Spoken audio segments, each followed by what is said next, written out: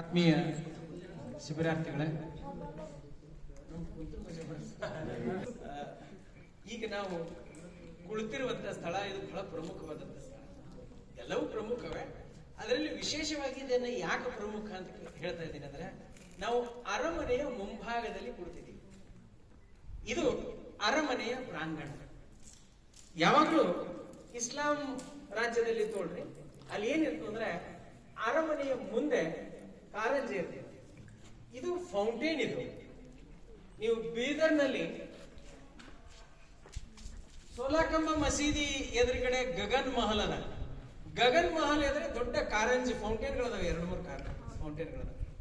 ಗುಲ್ಬರ್ಗದ ಕೋಟೆ ಒಳಗಡೆನೂ ಅರಮನೆ ಅಂದ್ರೆ ಫೌಂಟೇನ್ ಅದ, ಪೂರ್ತಿ ನಾಶವಾಗಿ ಹೋಗಿದೆ. ಈ ಅರಮನೆ ಕಲ್ಯಾಣಿ ಚಾಲುಕ್ಯರ ಕಾಲಕ್ಕೆ ಮತ್ತು ಬಿಜ್ಜಳರ ಕಾಲ, ಕಲ್ಚೂರಿಗಳ ಕಾಲಕ್ಕೆ ಅರಮನೆಯಾಗೆ ಇದ್ದಂಥದ್ದು. ಯಾಕಂದ್ರೆ ಅರಮನೆಯ ಸಮೀಪದಲ್ಲಿ ದೇವಸ್ಥಾನ ಇರಲೇಬೇಕು, ಮಸೀದಿ ಇರಲೇಬೇಕು. ಅರಸರಿದ್ರೆ ದೇವಸ್ಥಾನ ಇರಬೇಕು, ಸುಲ್ತಾನರಿದ್ರೆ ಮಸೀದಿ ಇರಬೇಕು. ಅವೆರಡು ನಮಗೆ ಇಲ್ಲೇ ಕಾಣಿಸ್ತಾವಲ್ಲ. ಈಗ ಪಾಟೀಲ್ ಸರ್ ಹೇಳಿದ ಹಾಗೆ ನಮ್ಗೆ ಇಲ್ಲಿ ದೇವಸ್ಥಾನದ ಬಾಗಿಲವಾಡ ಮಾತ್ರ ಕಾಣಿಸ್ತದ, ಆದ್ರೆ ಒಳಗಡೆ ಯಾವ ರೀತಿ ದೇವಸ್ಥಾನ ಇತ್ತು ಅಥವಾ ಲಿಂಗ ಇತ್ತೋ ಏನಿತ್ತೋ ಅದ್ರ ಬಗ್ಗೆ ಯಾವುದೂ ಮಾಹಿತಿಗಳಿಲ್ಲ. ಪ್ರಾರಂಭದಲ್ಲಿ ಏನಿದೆ ಅಂದ್ರೆ, ಕಲ್ಯಾಣಿ ಚಾಲುಕ್ಯರ ಕಾಲಕ್ಕೂ ಪೂರ್ವದಲ್ಲಿ ಇಲ್ಲಿ ಒಂದು ಅದ್ಭುತವಾದ ದೇವಾಲಯ ಇತ್ತು. ಆ ಅದ್ಭುತವಾದ ದೇವಾಲಯದ ಮೇಲೆ ಚೋಳರು ದಾಳಿ ಮಾಡ್ತಾರೆ. ಕಲ್ಯಾಣಿ ಚಾಲುಕ್ಯರು ಇಲ್ಲಿ ಬಂದಿಲ್ಲ ಅವಾಗಿನ. ಅದಕ್ಕಿಂತ ಮುಂಚೆ ರಾಜಾದಿರಾಜ ಚೋಳ ಇದ್ರ ಮೇಲೆ ದಾಳಿ ಮಾಡ್ತಾನೆ. ದಾಳಿ ಮಾಡಿ ಆ ಬಾಗಿಲವಾಡ ಅಂದ್ರೆ ಇಲ್ಲಿ ಏನು ಕಾಣಿಸ್ತಾ ನೋಡ್ರಿ, ಇದೆ ಇದಕ್ಕೆ ಬಾಗಿಲವಾಡ ಅಂತಾರೆ, ಪ್ರವೇಶ ದ್ವಾರ. ಆ ಬಾಗಿಲವಾಡದ ಒಂದು ಮುಂಭಾಗದಲ್ಲಿ ದ್ವಾರಪಾಲಕರ ವಿಗ್ರಹ ಇರ್ತಾರೆ, 6 ಅಡಿ ಎತ್ತರದ ದ್ವಾರಪಾಲಕರ ವಿಗ್ರಹ. ಅದಕ್ಕೆ ಅದು ಬಹಳ ಆಕರ್ಷಕವಾದಂತ ವಿಗ್ರಹ.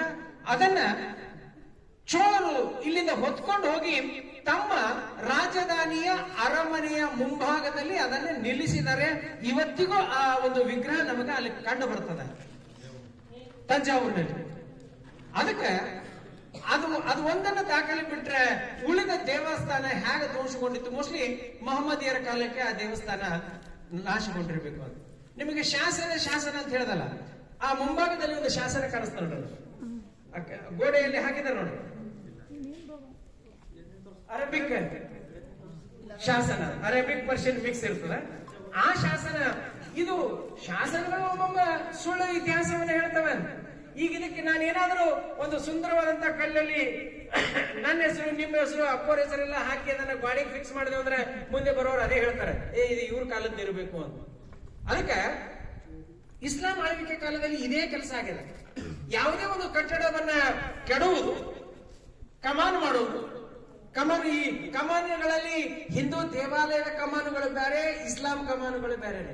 ಆ ಮೀಸೆ ಕಂಸಿನ ಆಕಾರದಲ್ಲಿದ್ರೆ ಅದು ಇಸ್ಲಾಂ ಕಮಾನು, ಅಲ್ಲಿ ಕಾಣಿಸ್ತದೆ ಮೀಸೆ ಕಂಸಿನ ಆಕಾರ ಅಂತ. ಇನ್ನು ಸಹಜವಾಗಿ ಕರ್ವಿಂಗ್ ಬರ್ತಿರ್ತಂದ್ರೆ ಅದು ದೇವಾಲಯದ ಕಮಾನುಗಳಾಗ್ತವೆ. ಅದ್ರ ಮೇಲೆ ಕಟ್ ಪ್ಲಾಸ್ಟರ್ ಅಂತಾರೆ, ಇದು ಗಾರೆಯಿಂದ ಲೇಪನ ಮಾಡುವಂತದ್ದು.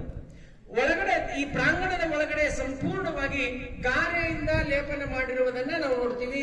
ಅದರಲ್ಲಿ ಹೂಬಳ್ಳಿಗಳ ರಚನೆ ಅದ ಮತ್ತು 2 ಕಮಾನಿನ ಬದಿಗೆ ವೃತ್ತಾಕಾರದ ಗಾರೆಯ ರಚನೆಯು ನಾವು ನೋಡ್ತಾ ಇದ್ದೀವಿ. ಹೀಗೆ ಕಲ್ಯಾಣಿ ಚಾಲುಕ್ಯರ ಕಾಲದಲ್ಲಿ ಇರುವಂತಹ ಅರಮನೆ ಮುಂದೆ ಬಂದಂತೆ. ಈಗ ಅರಮನೆ ಕಟ್ಟೋದು ಬಹಳ ಕಷ್ಟದ ಕೆಲಸ ರೀ. ಅದನ್ನೇ ಸ್ವಲ್ಪ ಮಾಡಿಫಿಕೇಶನ್ ಮಾಡಿಕೊಂಡು ತಮ್ಮ ಅರಮನೆಯನ್ನಾಗಿ ಇದನ್ನ ಬಳಸ್ಕೊಂಡಿದ್ದಾರೆ. ತಾವೇನು ಶಿಬಿರದಲ್ಲಿ ಬಸವಣ್ಣನವರ ಬಗ್ಗೆ ಸುದೀರ್ಘವಾಗಿ ಅಧ್ಯಯನ ಮಾಡಿದಿರಿ. ಆ ಬಸವಣ್ಣನವರ ಕಾರ್ಯಕ್ಷೇತ್ರದ ಸ್ಥಳನೂ ಇದೆ. ಬಸವಣ್ಣನವರ ಬರವಣಿಗೆ, ವಚನ, ಲೆಕ್ಕಪತ್ರ ಅದೆಲ್ಲವನ್ನ ಬರೆಯುವಂತಹ ಒಂದು ವಿಶೇಷವಾದಂತಹ ಪೆನ್ನಿನ ಆಕಾರದ ಒಂದು ಕಟ್ಟಿಗೆ ಅಂತ ಕರಿತಿರೋ ಅಥವಾ ಏನು ಸಸಿ ಅದನೋ, ಈ ಬಿದಿರುನಲ್ಲ ಸರ್, ಇದು ಕ್ಯಾ ಬೋಲ್ತೆ ಜಿಸ್ಕೋ,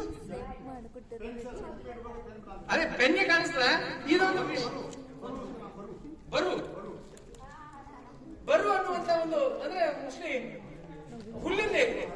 ಹುಲ್ಲಿಂದ ಇದರಿಂದ ಇಂಕಿನಲ್ಲಿ ಎತ್ತಿ ಇದರಿಂದ ಬರೆಯುವಂತದ್ದು. ಆ ಬಸವಣ್ಣನವರ ಲೆಕ್ಕಪತ್ರಗಳನ್ನ ಬರೀಲಿಕ್ಕೆ ಬಳಸಿರುವಂತಹ ಒಂದು ವಸ್ತು ನಾವು ಇಲ್ಲಿ ಇವತ್ತಿಗೂ ಕಾಣ್ತಾ ಇರುವುದು ಬಹಳ ವಿಶೇಷವಾದದ್ದು. ಅದ್ರ ಜೊತೆಗೆ ಇಲ್ಲಿ ಕಬೂತರ್ ಖಾನ ಇದೆ, ಅಂದ್ರೆ ಪಾರಿವಾಳಗಳ ಕೊಠಡಿ ಇದೆ. ಪಾರಿವಾಳಗಳು ಸಾಮಾನ್ಯವಾಗಿ ಪ್ರತಿ ರಾಜಕೀಯ ಮನೆತನದ ಅರಸರು ಪಾರಿವಾಳಗಳನ್ನ ಸಾಕ್ತಾ ಇದ್ರು. ಅವು ಸುದ್ದಿ ರವಾನೆ ಮಾಡುವಂತ ಒಂದು ಮಾಧ್ಯಮ. ಪಾರಿವಾಳಕ್ಕೆ ಟ್ರೈನಿಂಗ್ ಕೊಡ್ತಿದ್ರು. ಅದ್ರ ಕಾಲಿಗೆ ನಾವು ಏನು ಸುದ್ದಿ ಕಳಿಸ್ಬೇಕಾಗಿದೆ ಅದನ್ನ ತಾವು ಸಿನಿಮಾದಲ್ಲಿ ನೋಡಿದ್ರಿ, ಕಬೂತರ್ ಜಾ ಜಾ ಅಂತ ಹೇಳಿ. ಆ ಕಬೂತರ ಕಾಲಿಗೆ ಆ ಚಿಟ್ಟಿಯನ್ನ ಕಟ್ಟಿ ಯಾವ ರಾಜ್ಯಕ್ಕೆ ಹೋಗ್ಬೇಕೋ ಆ ರಾಜ್ಯಕ್ಕೆ ಅದು ಹೋಗಿ ಸುದ್ದಿಯನ್ನ ತಲುಪಿಸ್ತಾ ಇತ್ತು. ಅಂತ ಸುದ್ದಿಯನ್ನ ಬರೀಲಿಕ್ಕೂ ಇದನ್ನ ಬಳಸ್ತಾ ಇದ್ರು. ಈ ನಿಟ್ಟಿನಲ್ಲಿ ಪಾರಿವಾಳಗಳ ತರಬೇತಿಯ ಕೋಣೆ ಇದರ ಹಿಂಭಾಗದಲ್ಲಿ ಅದರ ತರಬೇತಿ ಕೋಣೆನೂ ನಮಗೆ ಸಿಗುತ್ತದೆ. ಅದ್ರ ಜೊತೆಗೆ ಈ ಕಡೆ ಪಕ್ಕದಲ್ಲಿ ಹೋದ್ರೆ ಮಸೀದಿ ಇದೆ.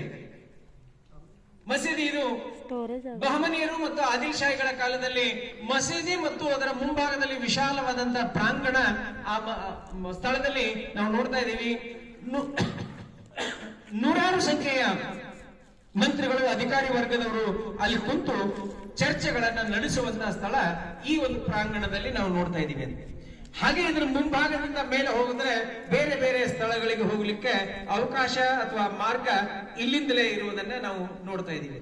ಈಗ ತಾವು ಒಳಗಡೆ ಹೋಗಿ ಒಂದ್ಸಲ ಅರಮನೆಯ ಬೇರೆ ಬೇರೆ ಭಾಗಗಳನ್ನ ವೀಕ್ಷಣೆ ಮಾಡಿಕೊಂಡು ಬರ್ಬೋದು.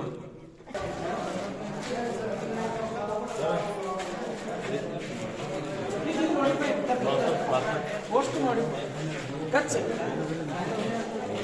ಗಾರಿ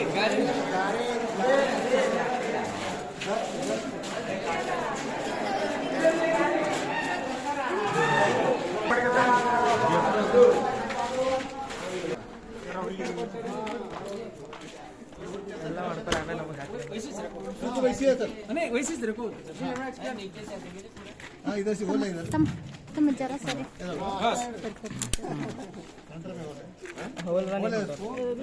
बोले